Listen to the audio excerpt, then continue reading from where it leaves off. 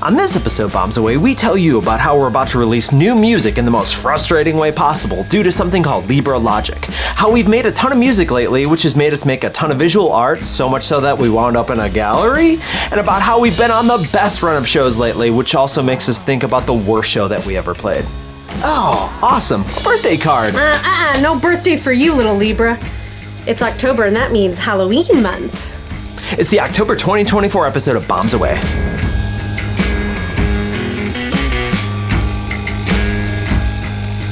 Tape deck held up, the mix came together, and finally we have new music for you. In fact, new music is going to come out, but we need to get it to you in the most twisted path possible because of our Libra logic. I can tell you that the song Everybody's Gotta Pick a Side is coming out this month. It's an awesome song. It sounds like the first Blue Oyster Cult record meets like the Status Quo recording something for an epic film soundtrack, which makes a lot of sense because it's actually for the fantasy saga called Gates of Divinity. To which it's going to supply the official theme song, which we're very excited about. And we think there's a lot of magic on these grooves here, right? This is what this is. That's why we're holding it up. It's a master reel. It's got this awesome bass riff. There's Echoplex all over it. And this one caught vocals so good she turned into a Valkyrie for 2.5 minutes. Is that what Valkyries do? I don't know. Very good. But the idea is that we're going to take kind of a twisted path that goes on here, especially since we recorded it to tape and we mixed it to tape and then we sent it to our guy Jim Diamond, who worked with all of our favorite bands like the Mooney Suzuki and the White Stripes and even the Sonics. Yeah, and as musicians and songwriters, we obviously want you to hear it. But because of that pesky Libra logic, we're going to do it in a weird way, in a roundabout way. When we first talked to Al, the author of this book series, we agreed that we were going to create a song that was meant to be experienced in person, as a hype song for this book series, right? So when you hear it, you're getting pumped up and you associate it with the book. But we also wanted to write a song that was just good song. A good song on its own and stood on its own and it was cool. You didn't need to know what the book is. And you don't have to know what the book is in order to like the song. We approached the Jim Cornette Experience theme song in exactly the same way. We play that live at shows, so even if you don't know who Jim Cornette is, we still want you to be all pumped up and be yeah, who is this guy? Sounds awesome. And people know by the end of the set too, yes, right? And people know. Suckers gotta know. Suckers gotta know. You like that? I do. Stevie Ray. Suckers gotta know. That's right. Anyways, the idea is we want to keep this as an in-person sort of thing. So we're taking a really unique approach to releasing the song. First and foremost, we're going to start playing it live. That's the first thing we're going to do on the last weekend of October. That's right, on Halloween weekend. If there wasn't enough of a reason to see us on that weekend, we're going to debut the song at our 2 shows there. It's going to be live. It's going to be awesome. Then number 2, if you want to hear the song in person, the recording is going to be released at the huge Book-A-Ween event, which is in Kenosha, Wisconsin. It happens Sunday, October 27th, and it's at a place called Studio Moonfall. Al Lytle, the author, is going to be there, and he's going to be debuting it for the people. So you get all the behind-the-scenes details about stuff that goes on, and you get to hear it for the very first time. Now, you might be thinking to yourself, I'd really like to hear this song in my house. Well, we'd love you to play it, because we want to make an announcement right now that Everybody's Gotta Pick a Side, the brand new song, the theme song to Gates of Divinity, is going to be our 2025 fan club record. That's right. These fabulous things that are here.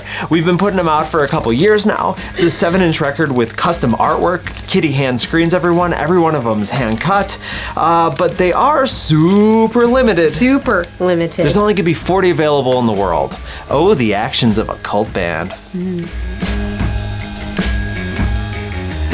Speaking of the actions of a cult band, the busier we get with music and records, the more that Kitty ends up working on visual art. I think that is the epitome of Libra logic. Oh yeah. If you follow us on social media, you've probably seen me screen printing or talking about screen printing or something like that. Maybe even you saw this cool sweatshirt, which we only run these during the cold months. So October, November, December probably is it. But we caved to peer pressure and we put it online. Yeah, we did. So if you want one, check out thexbombers.com. You can get it on the website. And I don't just screen print them. I also do the designs, which I actually didn't do for a really long time. But then when we put out New Love, I kind of just dove in head first and did all of the design work for this record, the pick sleeve, and then we ended up using it on the website as well. Yeah, so all of that is like all hand drawn, all hand lettered, all that kind of good stuff. This logo here was the first one that I think I ever did. And yeah, all by hand. All that stuff, all that good stuff.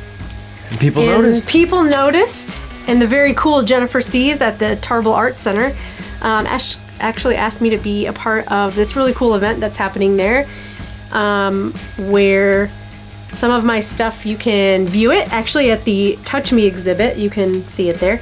But also I'm going to be bringing some stuff that I have made or screen printed, or like this is the old backdrop to the Charleston Pride, like the photo backdrop. I turned it into a bunch of tote bags, which is cool. And I'm also gonna have some like retired drumsticks and things like that. So it's really awesome, and it feels really nice and to be asked to do something like that, and I really appreciate it, and it's gonna be cool. And also, I'd like to take a minute to talk about like this most recent design that I did for these Duos World Champion t-shirts. Were those champions? This is like a design that, again, this is all just me drawing, and it was heavily inspired by like those old wrestling posters, and B, the Vivian Westwood, like back in the 70s and early 80s. She did a lot of Seditionaries t-shirts, and those are really cool, and they're sort of like a collage based concept, and that's really what this was as well. But I was heavily inspired by that, and I just think they're super cool. Yeah. And these are these available on the website? These are, and there's a couple cool things I want to point out on this. Oh, what's that? I love that it's maximalism. We got our world titles on here. How cool is that? You hand drew those, right? Yeah. But you hand drew everything on the world titles as well. Oh yeah, I guess so. So yeah. it's a drawing of your drawing. And I love these, like the cab that you drew and like your tricks and drum set that's on here. It's like so cool. And like all the lettering, you see how everything fits and all the shapes and all the little flourishes and stuff like that. So cool. And I love that, like I fed her so much like text. Like I just love nonsense text like this. And she fitted in everywhere, like every nook and cranny, like the Duos World Champions from parts unknown Illinois. They take on any and all challengers. Like it's just the coolest thing. I love this shirt. Thank you. So if you're in a band long enough, with shows you end up, hoping for the best but expecting the worst. But in 2024, we've been on quite a run of shows lately. We feel like we're doing all the right things. We see people keep coming back. They bring friends. They want to hear specific songs that we wrote. They even want to talk about something going on in Palms Away, which is just the best. So even in the last month, we've been on just the best run of shows, starting in Trempealeau, Wisconsin with our good friends at Hotel Trempealeau. It's driftless and magic up there, and if our life was a movie, we would want Amy to be our manager. Bulquarian, Wisconsin, we'll always go back to Bulquarian Brewhouse in Monroe. Ethan and that space, it just gets wild and amazing, and the pizzas, and to go back to Macomb, Illinois and get that much love. We played there twice on the same weekend, and people came out to see us really strongly on both days at the wine cellars in Forgottonia. We mentioned our friends. In fact, we even went on such a run of shows in Missouri and Indiana that we're just like, oh my God, we're going back to Missouri and Indiana in 2025. So like West Lafayette at Brokerage and Columbia, Missouri and Wentzville at Friendship, all sorts of cool things, including our friends who came back to see us, who have been there since the beginning of the X-Bombers in 2010 in Columbia. But the Libra logic, cuts both ways here. Anytime we think about our favorite shows, we also then have to think about like our worst shows as well. It's one of the questions that we get surprisingly often from people. They're like, well, what's the worst show that you ever played? And the one that comes to mind happened on May 9th, 2017 in Charlotte, North Carolina at a place called The Station. Yeah. It sucked. We were in the middle of like a 2-week tour with our lovely good friends, the Apathy Wizards, which for those of you following along at home, That is the band of Hambone. Hambone. Oh, you have to say, yeah! Okay. Hambone. Yeah! There you go. So they're great. It's great. But this was like 2 weeks. We had no nights off. And this was a Tuesday. Was it Tuesday? In Charlotte, North Carolina. And it was in this, like, basically a double wide trailer that they call a private club, which just means that you can smoke inside and they have like other lackadaisical rules. I don't know. Yeah. It's very confusing. But it's one of those shows where you're just playing the other band and the bar staff. And then, and the Apathy Wizards, they played first, and then they, rightfully so, like, went out to dinner, because I think Thor's mom was in town or something, and she, like, took Thor's them out to mom dinner. lived in Charlotte of all places. Okay, yeah. And, so obviously, like, they go to dinner, and then it's like literally us playing to, I think, one bartender. I understand why they went, by the way. They had like no food budget on this thing. Totally. And the windows on their van didn't open. It was all sorts of stuff. Yeah. Like the Wizards. They had it much rougher than we did. The Wizards needed that Mexican feast of a dinner. Yes. However, there we are, standing there on stage playing, and we're on tour on the 5-Star Night record. And so we have our set, everything's good. You know, when people are into it, it's a lot of fun, but it's just us. And at some point I just turn and I'm like, I want to play everything that we can play off New Love Is Easy, which was not a record at that point, which was just an idea of riffs and guide vocals. And we're like, well, there's like one person in here, so we're just going to do them. So, you know, we play a couple of songs off this and we're just like, oh, you know what? We'll entertain ourselves. If anybody comes in, it'll work out well. And then the karaoke guy comes in. Everything was great until the karaoke guy showed up, carrying what can only be described as the largest television I've ever seen. Comedic. And he wasn't like a small guy. No, he was like a big guy. And he had this huge TV and he was just carrying it so awkwardly. And it was an early like flat screen, so it wasn't like this. It was like this. You know that thing was on his wall 20 minutes beforehand. So he shows up, he walks up the stage and he's just like, what's this band doing where my TV goes? And like he doesn't say anything. He just stands there and scowls at us for like 2.5 songs, I would say. Like really close though. That's why it was so weird. Yeah. He's like holding the TV, standing there kind of menacing. It was so weird. Half balanced on a bar stool. Yeah. I'll never forget it. It was one of these moments. So weird. And so, but we know that we have to play until a specific time. We were told, hey, play from here till to here, whatever it Yeah. was. It was early, whatever it was, because karaoke was like at 8 or something stupid.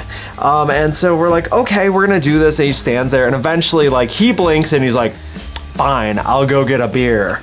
Right? And so we finished our set. I think we made $11 that night. And that was just because I think Thor's mom bought a record.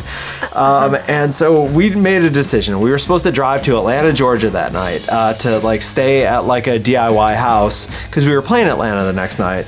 But us being us, decided to take all the money that we had made from Lynchburg, Virginia the night before, and find a Whole Foods, get Hot Bar, because Hot Bar, to get 2 Samuel Smith strawberry ales, right? To get a hotel room and watch South Park. So if you've ever wondered what Libra logic is, that's it at its finest. Kitty and I are always involved in some kind of scheme. They're always really interesting and things that bands typically don't do. I think that's one of the reasons why it's really intriguing to kind of see what we're up to. And during this segment, we're trying to think about letting you know all the things we've kind of got going on at various stages. And the first thing is our 14-year anniversary, which we're calling our 14-year bandiversary because we've been a band for 14 years in November. And this all started back in 2010 in Columbia, Missouri at a place called the Snake Pit where we played our very first show. So on November 16th in Springfield, Illinois at Buzzbomb Brewing, in addition to playing our regular toe tapping set, we're going to play the very first set that we ever played as a band. And we also have some special surprises for that night. And speaking of surprises, we have the most surprising, insane scheme coming up that we're going to need all of your help with. It's this difference maker. It's going to be the coolest thing exciting if it works out, and I hope it will, because I have a lot of faith in all of you supporting us and supporting this idea. And it all revolves around our song, Get the Experience of Jim Cornette, obviously from our fan club and the #1 professional wrestling podcast in the world that you've heard. And the idea is that we're going to use this song to make a big difference. That's right, pro wrestling is going to make a huge difference, and we're excited to make this happen. So stay tuned, get pumped, we're going to do something wild.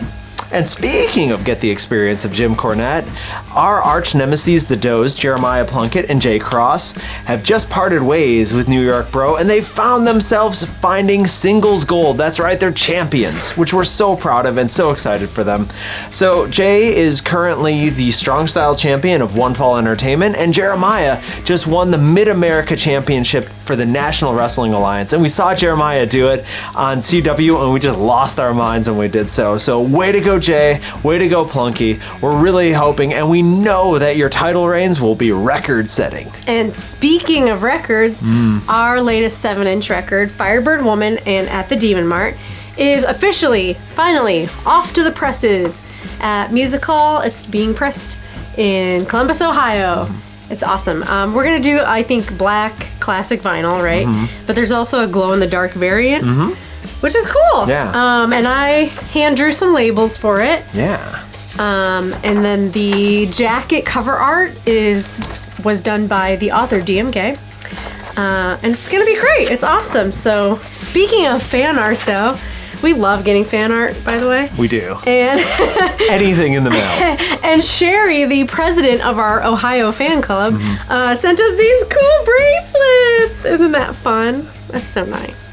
And actually, it was Sherry sending us these that gave us the idea to do the sticker subscriptions, which are, you can still sign up for that on our website, I think. And speaking of sending people stuff, which, again, the sticker subscription, we're going to send you copies of every time a sticker comes out. Yes. And we would love to send those to you. But we'd also love to send you something intriguing 4 times a year. Something with class. Distinction. Imagine Masterpiece Theater's theme song playing underneath. It's like, hey, we don't own the rights. Oh, okay. All right. Too classy. Too classy.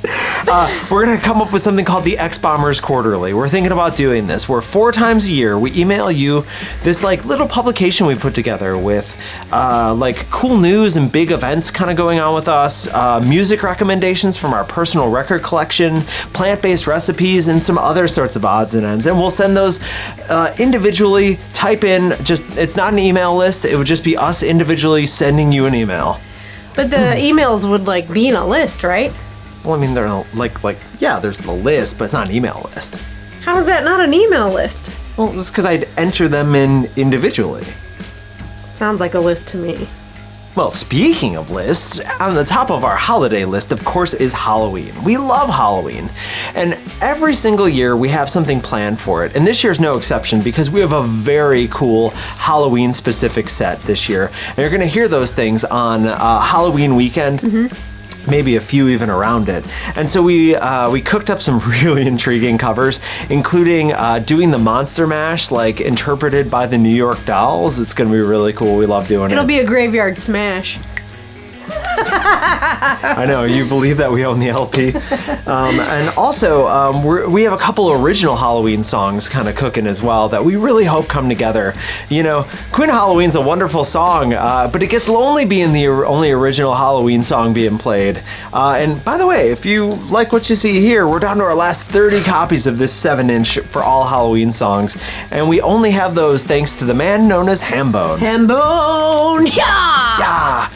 Oh, we need to do our big costume reveal. So last year, I was the rock and roll nurse, and of course you were Dr. Feelgood. And this year, we are going to be Black Betty. Ram-a-lamb. Ram-a-lamb, right? Way down from Alabama, so rock steady, right? And so the idea is, we don't really know what this is going to look like yet. We have an idea. We do know that Betty had a child. Damn thing gone wild. Exactly. But there's one way you can find out. We're going to reveal them when we play Halloween weekend. It's going to be super exciting. Yeah, I'm really enjoying all this Halloween talk, you know, instead of all that, like, Libra nonsense. Aww, I'm just kidding. Listen, I know it's your birthday month, and I've been giving you a hard time. because I like Halloween. But I got you something. For me? Yes, I got you this ring so that everybody knows that you're mine. You belong to me. Look at that. Libra logic? Yeah, Libra logic. Here's a list of the spooky shows we're going to be playing. On Friday, October 18th, we make a rare appearance in Charleston, Illinois at the Tarble Arts Center that features Kitty's art, exclusive Bombers merch, and a fun little 45-minute set. They put together an open bar and a mashed potato bar for the occasion. No cover, we play around 4:30. On Saturday, October 19th, we return to Paducah, Kentucky to play Dry Ground Brewing's massive Oktoberfest. It really is one of the best we've ever seen, and we'll be joined by our friends Melanie A. Davis and the Madness, the Wheelhouse Rousters, and Solid Rocket Boosters. We start things off musically at 1:30. On Friday, October 25th, we return to Lytle, Illinois at Bubblehouse Brewing to start our Halloween weekend celebration with a special Halloween set. It is really a great place to see us play music. No cover, music 6 to 9. On Saturday, October 26th, we return to Dixon, Illinois at our absolutely beloved Val's place for another wild celebration of Halloween. We'll be in full costume and rocking a special Halloween set to help you dance, dance, dance till you die. No cover, music 8 to 11.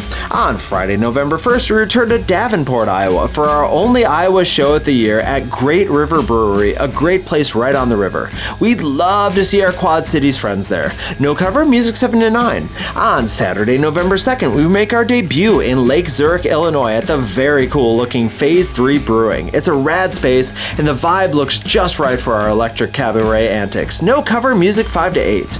On Saturday, November 9th, we return to Blue Island, Illinois to play the super fun Blue Island Beer Company. This time we're going to be joined by Anxiety Patrol, which is Brandon's band from Blue Island Radio, which you may remember hearing us on. This will be a great night of music, music 7 to 10. And on Saturday, November 16th, we return to Springfield, Illinois at our beloved Buzz Bomb Brewing to play our 14-year bandiversary. That's right, 14 years ago we played our first show as the X-Bombers, and tonight we're going to play not just our current set, but a special set that was the very first one that we ever played back in November 2010. We'll have more surprises as it gets closer, as deadlines are the only thing that we respect. No cover, music 7 to 10. And if you want to help keep us out on the road and making records, especially since we just had to pay $2,000 in suspension repairs to our truck, go to thexbombers.com and pick up a record, a new shirt, a sticker subscription, or just toss a couple dollars in our tip jar. We appreciate these orders so much, and every dollar goes directly into making more music. And if you really want to support your duo's world champions, start pivoting every conversation about politics to the X-Bombers, as if it were a major political issue. Start talking about the X-Bombers plan on all online forums, social media, and anytime it comes up in person. Refuse to give any specifics, but always be sure to tell people that it is a new way to unify America. After a few months of this political discourse, shorten from the X-Bombers plan to just the plan. Whenever talking about it to people or those in the know about critical issues facing America. Around election season, make yard signs using patriotic colors and Cooper black font to encourage your community to support the plan. Hang up posters in businesses that say, "I support the plan." And make sure to tell pollsters that the most important issue in this election is the plan. Get your friends together and start attending town hall meetings for every office. Ask the candidates how they intend to support the plan, as it will unify America. When they look confused about it, make sure all of your friends shake their heads disapprovingly and whisper to each other how this is not very patriotic. Gather up the signatures of everyone you know in support of it, as part of an expansive, nonpartisan network of individuals and organizations called Project Encore. Send the petitions from Project Encore to every news outlet, political commentator, and campaign headquarters until every candidate declares their support for the plan. Facing a tidal wave of support across the entirety of the political spectrum, elected officials throughout America will vote and approve the plan, which now legally dictates that at all public events in the United States, after the Star-Spangled Banner is performed, if the crowd calls for an encore, they can now all sing along to The Plan by the X-Bombers.